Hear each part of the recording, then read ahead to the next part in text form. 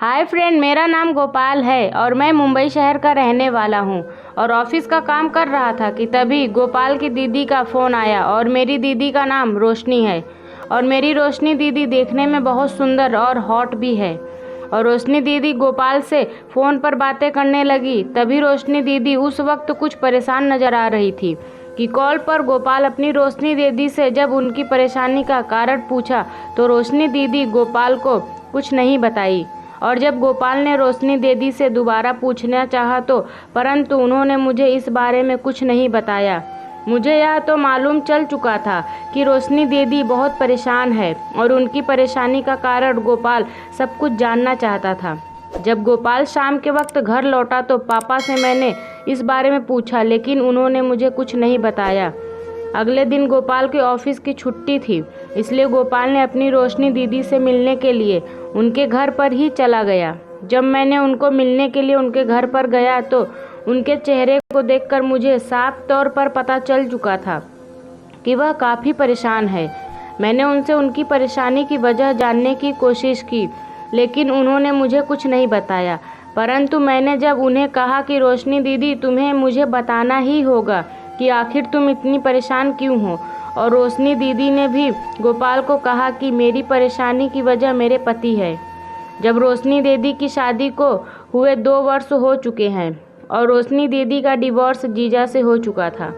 रोशनी दीदी पूरी तरीके से टूट चुकी थी और गोपाल को भी कुछ समझ नहीं आ रहा था। और रोशनी दीदी घर में अकेली रहती थी, लेकिन वह किसी से भी बात नहीं करती थी और रोशनी दीदी ने अपने कमरे में ही अपनी दुनिया बना ली थी और काफ़ी समय तक ऐसा ही चलता रहा। धीरे धीरे रोशनी दीदी को भी यह बात समझ आने लगी थी कि इस समय कोई भी फ़ायदा नहीं होगा। शायद इसी वजह से रोशनी दीदी ने अब नौकरी करने का फ़ैसला कर लिया था। और रोशनी दीदी ने जब नौकरी करने का फ़ैसला किया तो गोपाल भी समझ चुका था कि रोशनी दीदी के जीवन में सब कुछ ठीक चलने लगा है।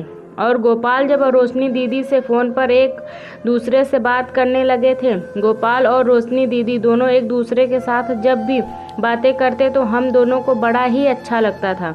जिस तरीके से गोपाल और रोशनी एक दूसरे से बात करते उसे हम दोनों को बहुत अच्छा लगता था।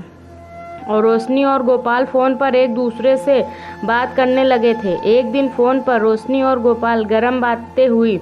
उस दिन जब हम दोनों की फ़ोन पर बातें हुई तो अगले दिन मैं रोशनी से गोपाल प्यार करने के लिए तड़पने लगा था और रोशनी भी तड़प रही थी।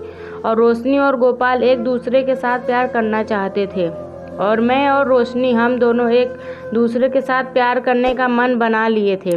और गोपाल का ऑफिस ख़त्म होने के बाद रोशनी और गोपाल ओयो होटल में रुके। रोशनी और मैं दोनों जब उस दिन ओयो होटल में रुका तो गोपाल ने रोशनी दीदी के होठों को किस करने की कोशिश की।